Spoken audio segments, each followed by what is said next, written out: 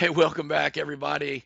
Scott Fischer here, the host of Don't Let Haboob Hit You in the Face. If you're from the greater Phoenix area, like so many of my guests are, what Haboob is, Haboob wiped us out this summer. We had a hot summer day, and nobody was expecting the Haboob storm that ended up hitting Phoenix that day. And my gosh, storm was about a 65-mile wide dust cloud that was a mile high. And then behind it was torrential rain and wind and thunder. And you guys, I've worked with aging individuals for years and their families, helping them navigate the complexities of long term care. And so many times, families have described similar situations in their families that they weren't prepared for. They missed the signs. The parents were pushing back. The kids were trying to get help, various reasons, but unexpected bang storms hit people, and in many cases were super devastating to them. And so this podcast is for those people, those professionals that work and see those people in their businesses and their practices. It's for the adult kids, those of you that are listening that are my age. I'm 62 years old. Anybody between 45 and 65, you may be in the slot that's now navigating this, or you see it coming. And if you're a senior yourself, you're listening to this, please listen. We need you to be on board so that we can help you age gracefully, successfully, and with dignity and integrity. My intention for starting this was to introduce myself to other professionals around the greater Phoenix area and now across the country who have had experience working and seeing these families in their business, in their practice. And I met Derek. Derek Allen is the founder and principal of the adult and adolescent recovery counseling programs here in the greater Phoenix area. They go by AARC. And so, Derek, I'm thrilled to talk to you today. We've got stuff in common, and welcome, welcome. Glad that you're here. Awesome. Thanks, Scott. Yeah, this is exciting. It's a great topic too. So, Well, I imagine we'll peel it back, but I imagine in your counselors in your clinic, I imagine you guys see families who have felt the impact of aging and are maybe trying to navigate it and figure it out right now. yeah, absolutely. We work with the children who, like you said, are kind of in that 45 to on range, and we work actually with those senior citizens that are currently in that situation as well. Well, tell everybody how you started, what's your background, give us a little overview of ARC and it kind of put us in position here. Yeah, well, so very familiar with the Haboob thing. I'm an Arizona native, so always kind of just had this interest in helping people. You can classify it as my middle child syndrome if you want to, but I was the middle child, just kind of always in the middle of conflict with the family, just wanting to be the peacemaker. And I've always had just this empathy for people. And you combine that with this like fascination of just how the mind works, just what makes people tick.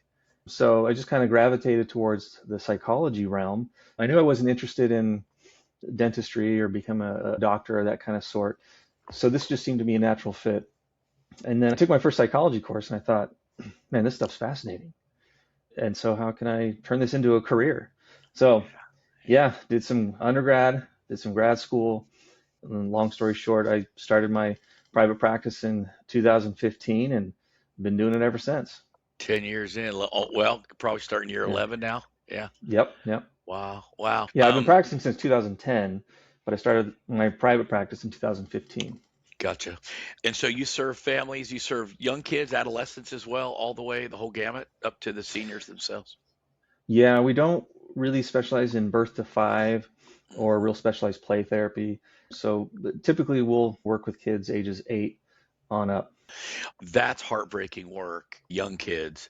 Let me tell you, I don't know if I told you this or not. I went to nursing school at Arizona State back in the 80s, and I was looking for a direction. I went to school and I wasn't attracted to the med surge or the post-surgical kinds of work but I went to the psych hospital for my training for the psychiatry and I loved it. I loved the people, I loved the dynamics. I loved the way the brain worked. I had a lot of family issues like most nurses. So We all so do. Yeah. yeah. So I felt like right at home. I had my people. And I got a job before I left nursing school at the one of the psychiatric hospitals here in Scottsdale. Worked there for years. It led me to working with specifically with teenagers And later, I ran acute care and residential care psychiatric inpatient programs for children and adolescents, and did that for 12 years or something. Loved the work, loved the challenge of it, the energy of it, loved the opportunity to make a difference of it. And unfortunately, we had a teenager, as they do in residential treatment. This can get feisty and combative. And this young guy was having a bad day. And as one of the techs that I worked with and I were escorting him from the classroom where he was going to school back to the nursing center where everybody lived, he got combative with us. We had to put hands on, and this wrist has now had 4 fusion surgeries to it later. That Mm, prompted me, wow. that door to working with that population now closed. And once I recovered, but it opened the door to a new aspect of nursing that was in the space of aging and geriatrics, working with folks with dementia, working with people who had experienced great loss and grief in their life, in a whole new ball game. And that was 25 years ago when I started working in these spaces. So I share your Right on. love for how people emote and how they process, how the brain works. It's amazing. Yeah, it's really cool stuff. Yeah. Yeah. Well, what I like to get into a little bit is, as people are experiencing this challenge of life, are there some particular general issues that come up with the individual that might be in need of guidance or counseling from you or one of your therapists in the office? Yeah, I mean, are you speaking specifically to like the adult child that's now Maybe responsible let's for start taking? there. Let's talk about Okay. the adult kids, and then let's talk about the seniors themselves. Yeah, I think one of the factors is that people don't realize how this impacts you as an adult child. I mean, nobody prepares you for this, right? And I think we all kind of think of our parents as invincible, and we never like to think about long term down the road of who's going to take care of them. And so it can create a very complex dynamic within a family. So I've seen people come in and it's divided siblings on who's taking care of, who's making the decisions. Is that person who is in charge doing a good enough job? It's divided spouses. I've seen at times where a husband or a wife or a partner had to take in their elderly parent and live in the home. And I mean, it creates a strain on the household, everyone in the household. And so can cause a problem if it's your mother-in-law or father-in-law, depending on that relationship. You have to really give of yourself and make some huge sacrifices, and that's a lot of pressure. So it definitely can add some stress, some anxiety. I've seen people get into a state of just depression over all this, and not to mention feeling overwhelmed with not even knowing what to do. I've been living this myself, and there's different parts of this that were, and my mom passed about a month ago, and so there was stuff we were feeling and experiencing. I have 3 brothers. I'm the oldest of 4. There were things that mom and I were experiencing because she's here and I'm here. My brothers that are out of state aren't here, involved, but not involved every day or every week. And so there was different things we were experiencing. Some of that was the daily mom's dynamics with us as it was children. There's no spouse. My dad's passed and mom was divorced. So my mom's dependence on us created various entanglements. Mhm, Let's, absolutely. yeah. And being the brother that was here, that causes a different level of stress that the brothers that aren't here didn't experience and couldn't understand. So there was a disconnect in our conversation, communication. Unfortunately, then it boiled down to some money issues because we were also financially supporting mom, and all of us have different careers, so we have different abilities to support mother financially. So all of this to say, the dynamics between brothers and siblings, and we often hear that the adult sister, and I swear to God, I have said, I wish I had a sister. The adult, the oldest daughter or the daughter will tend to have the most front seat experience. She may not get all the decision making, but there's an extra dynamic that the daughters get too, don't they, Derek? Yeah, and I mean that's the stereotype you'd think, but I Yeah, mean that's not always the case. yeah, And like you said, it depends on the individual sibling situation. You may have a sibling that is financially stable in a position that they could take in that parent and a sibling that's not in a great place. Maybe they have young kids at home, etc.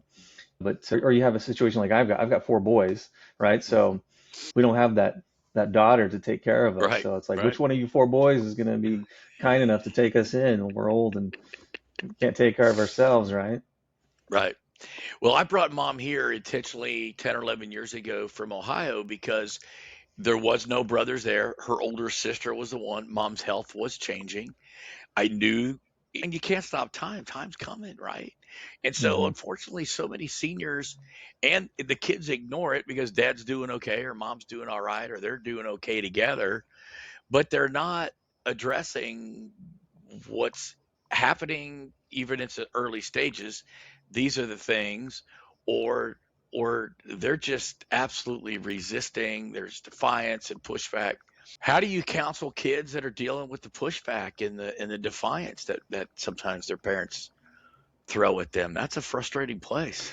Yeah, it's interesting because I also work with a lot of parents of younger children, and a lot of times they'll have this concept of this idea of like they're not doing a good enough job as a parent.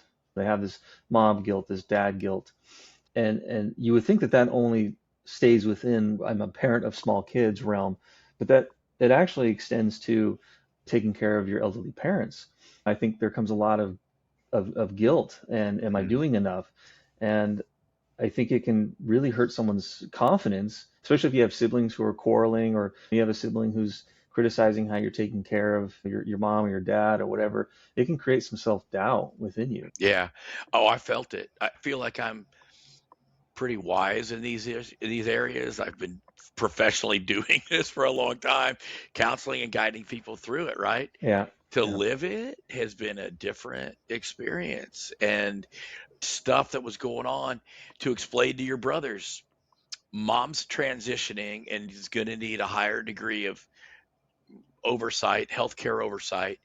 What we've been doing isn't working. She's losing ground. And because she's losing ground, it's impacting her mortality. And so we got to talk about hospice care. Oh my God, she's not dying. You have all this reaction and it causes more amongst Yeah. everybody to that shakes your confidence and shakes Absolutely. your position. Yeah. And to add on to that, Scott, like there's every one of the siblings is grieving differently too. So like to your point, you might, you were here with your mom, so you see the ins and outs of it, kind of what she needs. So you might be grieving a little bit differently with that transition.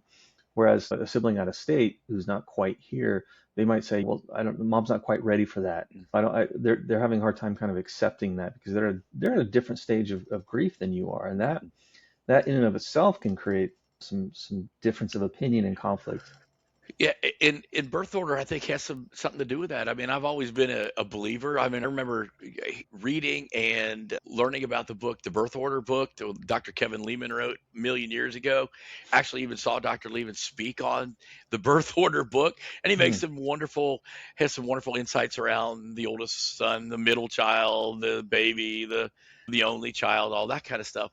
But birth order plays into this, and the dynamics within the Oh, family absolutely. I think connect directly to how you grieve and how you process. And I've always been fascinated by how we're wired up differently, whether you see us from the personality inventories like the disc inventory or the Enneagram, right? It Hmm. reveals when you peel it back, it reveals more about the layers of us as people. Yeah, yeah, absolutely. Yeah. Yeah. As counselors might be listening to us, Derek, what would you hope that other counselors, as you've learned from your practice with families, what would you want other practitioners to know or questions that they could be asking to reveal and maybe peel back some of the stuff they're coming in for depression or they're overwhelmed or they're angry? How do you help them dig into this stuff? First of all, this was a population that I never really had much focus on because they don't teach you this stuff in grad school. All right, so this is kind of a forgotten population. Both Mm, when I say population, the population of the adult children who are going through it, and again, the senior citizen, the mom, the dad, whoever that's going through this as well, because they're also going through a transition. So I think we need to really emphasize the importance that these individuals, they need mental health help just like any of us do, but we're not really taught that. So it wasn't for a number of years until I started getting people in my office that they come in for just having anxiety attacks, right? And then as we dive into it and trying to figure out what's going on, part of that stress is, oh, I'm taking care of my mom. And I think part of that, the challenge with that is some people don't want to address that or acknowledge that because they feel like, well, A, I mean, it's just something I should be doing anyways, or Hmm. B, I feel guilty if I acknowledge that my parent is somewhat of a burden on me. Yeah, There's some shame in admitting that, but exactly. so Yeah. yeah, I think just being aware that this population they need the help just like anybody else does. I want to normalize this conversation amongst families. I really do. I was talking to my primary care physician who every year I go in for my annual physical and they hand you like a rudimentary depression inventory on a scale of 1 to 10. How are you Hmm. feeling? Are you sleeping okay? Are you eating and drinking too much? Blah blah blah. Are you having obsessive thoughts? And I said, "Hey doc, this is a nice I know where you're going with this. Thanks. I wish you had asked me about my mother. I wish you had asked me, is there someone in your life whose aging journey is causing Yeah, you and your family stress?" And but he we don't goes, know to ask those questions. he didn't know I Yeah. asked that question. I go, I wish you'd ask that of all of your everybody comes in your door. Just ask them the question because I think it will reveal what we minimize. I think you said it's our responsibility as kids. The adult son is going to feel like it's just my thing. I got to carry this burden. And then I'm going, I'm drowning, help me. Hmm. And it's been a lot. And I was telling you about like the before the death, now that she's passed, here's another set of dynamics I wasn't even thinking about. And my brothers are out of state. They get to grieve completely on their terms. I'm tied up with the business and the busyness. The day she died, I'm over there cleaning out her room with my daughter. I'm not ready to be doing that. I got to move her stuff. I got to go to the bank. I got to deal with her insurance, right? The business and the Yeah, all those busyness little of it. things that you don't think about.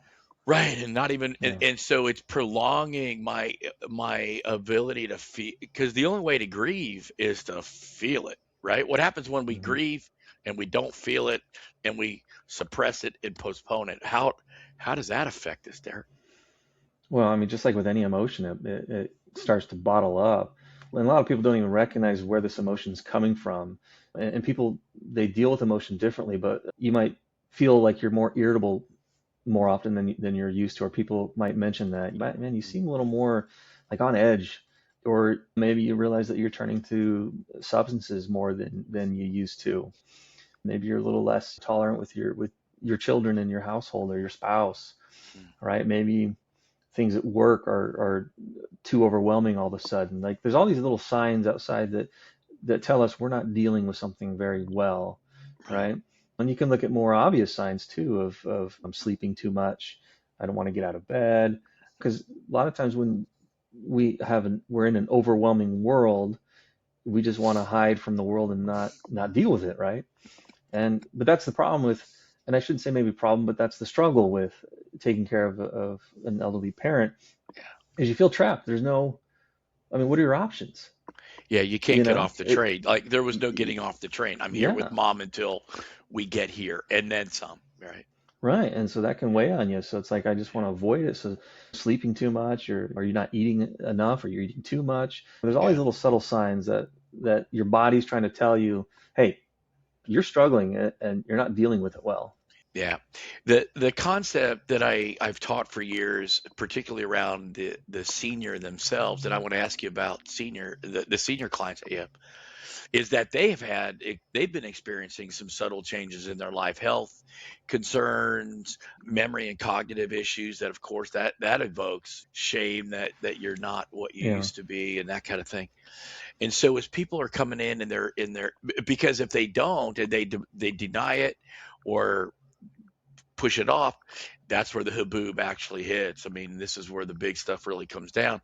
So my question is that as someone maybe who's in their 70s is in your office and maybe they're coming in because the spouse passed or something's going on that was a catalyst. I imagine then there's some exploratory work you have to do to see what's all going on behind the scenes with them. Yeah, there's always exploratory work. I mean, it's never it comes down to just one simple thing. There's always it's an onion. You got to peel those layers back and see what's going on. And when you're dealing with that population too, you may have someone in your office that is has never gone to counseling before. They're now in their 70s, and they weren't told that expressing emotion was okay. So they Right. might be dealing now with stuff that they haven't dealt with in their 20s. So you're trying to unfold all that as well. I am dreadfully concerned about the rising rate of suicidality amongst the aging. It's a real thing. We don't want to bring it up and talk about it, but because people feel pinned, life has a shelf life, right? I mean, nobody's getting out of here alive. And so there's so much hopelessness and desperation amongst some of these individuals. Yeah, and Um, I mean, let's talk about what these individuals are facing. So again, we're shifting more towards those elderly that are getting into that stage, right? I mean, especially if there was someone that was very independent and could take care of themselves for a number of years and cognitively sharp and could get on a ladder with no problem. And now they're starting to lose that ability. They're starting to lose their freedom. They're starting to lose their independence, yeah, right? They're frustrated with themselves because they can't quite comprehend things as quickly as they yeah, used to. They can't get out and work on their yard like they used to. They can't do these things that they once enjoyed. And then, and this is a really sad part too, is people around you start to die. right, Your right, high school buddy is now gone. Your siblings are gone. And so yeah. a lot of these individuals in this population are facing loneliness and Mhm. isolation. And I mean, that right there is a big recipe for depression. Yeah, yeah. We saw a massive number of people during COVID. Even when they were in senior Hmm. living, we had to confine them to their rooms and keep them from interacting. Everybody didn't know where this COVID thing was going the first few months, and people were dying of isolation and accelerating their processes were Hmm. accelerating. And so back away from that now 5 6 years, we even have a more acute awareness, I think, of what how damaging isolation is. People were Yeah. meant to be in community and to not I connect with always each other. tell, yeah, I always tell all my clients I work with who are kind of in an isolated situation. I said, there's a reason that isolation is the most severe form of punishment in prison, Hmm. because even the meanest of all criminals don't want to be alone. They want to be social. It's ingrained within us, right? Yeah. And something that I think we don't think about often is, okay, well, I'll just put mom or dad in a home, right? A care center. And they're surrounded by other individuals their age. They're surrounded by nurses and stuff, and that's fine and all. I'm not trying to talk bad about those facilities, but the we think just because they're around others that they're going to have company and they're going to be fine. But it is Mm, very, very possible to be in one of those situations and still feel alone, totally. right? Not have someone that you feel connected with, someone that really you feel cares deeply about you. So I'm And experiencing that right now with one of my clients who lives in a home and just feels isolated. yeah, yeah. And I'll tell you what happens, unfortunately, is sometimes people have a little cognitive impairment and it's not big deal, but it is a big deal. It's becoming more of a deal. And when they go into the dining room for the first time or the first time they have to order a meal at an assisted living, and they can't make a decision or they can't make sense of the words that they're reading and they look, it's embarrassing, it singles them out amongst their peers. They will isolate, they will go back to their apartment, they will order takeout, they won't engage because they can't keep up with Hmm. what's going on, or the simple function of ordering a meal will be overwhelming, and it will drive them into deeper isolation, and I hate to see that. We have to keep an eye out on that all the time. Man. Yeah, I think we need to definitely foster more empathy towards this Yeah, population. yeah. I think we don't realize really how much is going on with them, Mhm. because even though physically they might not be as capable, I mean Yeah. mentally they're still a human being. They still have these emotions. And dignity, right? We all want to retain our Indignant, dignity, and absolutely. as we Hmm. as we advance. man, I don't want to be a burden to anybody, and I don't want to, but I don't. Man, if I don't want to embarrass myself in front of others either, or whatever. As we kind of wind down here, I wanted to ask you kind of a two-part question, if I could, before we get out of here. And I have to ask you the inevitable. I'm sure you've seen Haboob show up either for the adult kids or for the senior themselves. Is there an example of when maybe they were missing some of the signs, symptoms, something was going on, and boom, something happened, and then the other side of that, have you seen it when you've maybe been able to help somebody avert or have a successful navigation of a hard situation? Yeah, and I'll be honest, the aversion point or part of it is much more rare, right? Because you don't see it coming, and we don't like to think about it, right? I'm even at that stage right now where fortunately my mom is doing great and she's independent and taking care of herself, but that thought is down the road, Right. and I think it just hits you out of nowhere. So, and I think a lot of times people don't realize what's going on until something else like, oh man, I'm really feeling kind of depressed lately. Let me go get some help. And then it comes out and you talk about it. So it's really hard to do like preventative work necessarily Yeah. unless people are starting to realize they're getting that stage.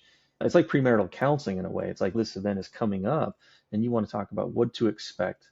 What Right. can I expect? How do I deal with Right. these certain things?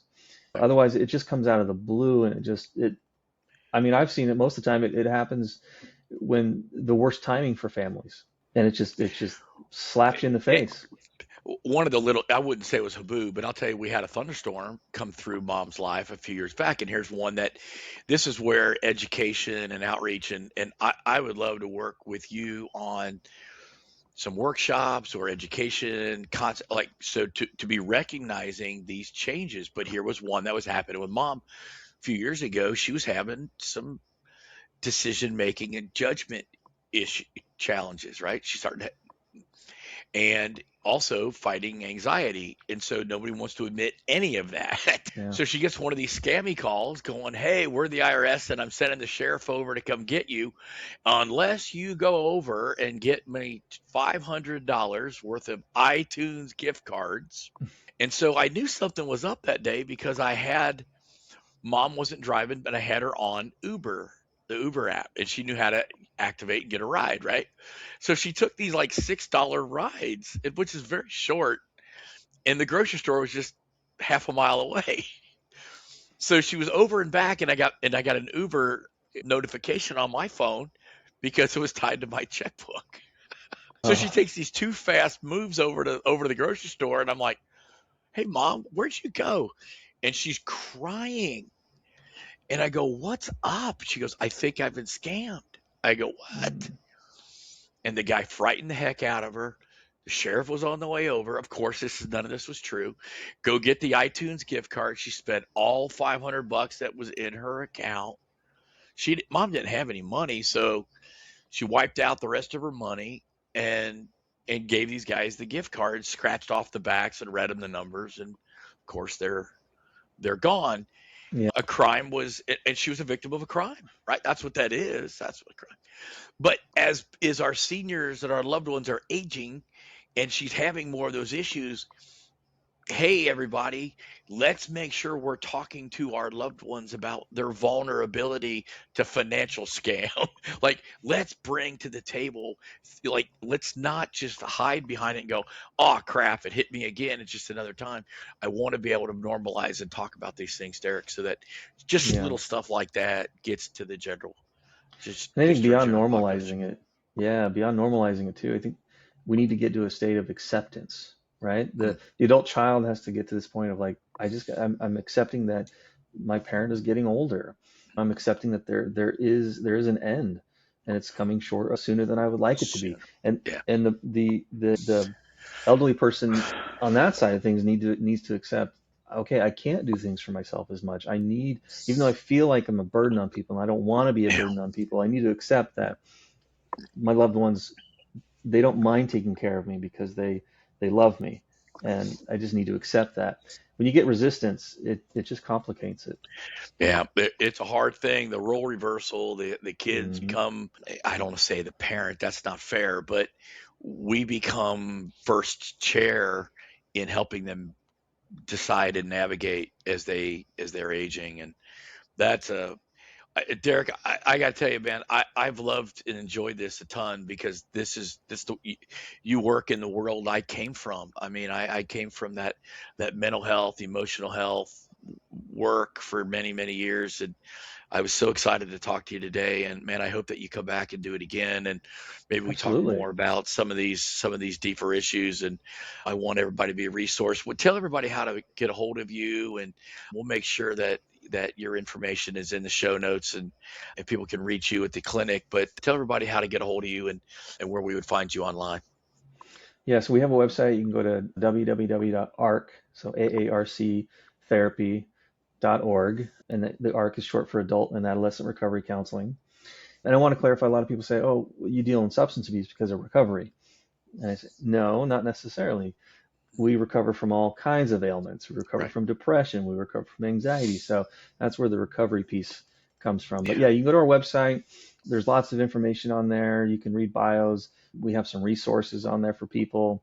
You can schedule an appointment with one of our therapists here. You can send us an email. We have an email at contact@arctherapy.org, or simply just call our front office. We have our receptionist that she answers email and, or I'm sorry, phones and the text. That number is 602-633-5032. And again, it's simple. And some of the older folks, they like to call. So they'll call in and we'll answer the phone. And some of the younger folks will like to prefer to text. But yeah, there's a number of ways to reach out to us. We have a variety of therapists here that are very qualified and can help out. Do it, private pay, insurance, all that kind of stuff runs through your office. Yes, yeah, Okay. in this situation too, this population, we just got approved for Medicare as well. So Fantastic. Awesome. that Awesome. helps out a lot. Yeah. Yeah, yeah. Well, from the bottom of my heart, thanks for having this conversation. These are the things that I want to be able to highlight to our listeners, and I want to bring light to. Derek, I want to normalize, help bring acceptance to the generations that aging is real. Let's not ignore it. Let's embrace it. Let's celebrate the great lives so many of our parents have lived, and but yet Mhm. help them age with dignity and respect. Yeah. And so And it's okay to need um, that help. it's okay to need it. I'm telling you, I have buckled. Derek, I know what I'm doing, and I have buckled under the expectation and the pressure of the stuff that Mom and I Yeah. were dealing with, and the stuff that my brothers and I are untangling right now. And so I Yeah. have a deep sensitivity to this for the people that are listening, or if you're a professional, whether you're an attorney, your financial advisor, you're a counselor like Derek, a pastor, a firefighter, man, hear what we're saying, connect, and let's help our families and our seniors and families navigate all this. So that's why we're here. I appreciate the time, Derek. Thank you for joining me today. To our listeners, thank you It was a pleasure. for tuning in. Join us on the next episode. We'll say goodbye for now, and we'll see you soon. Take care.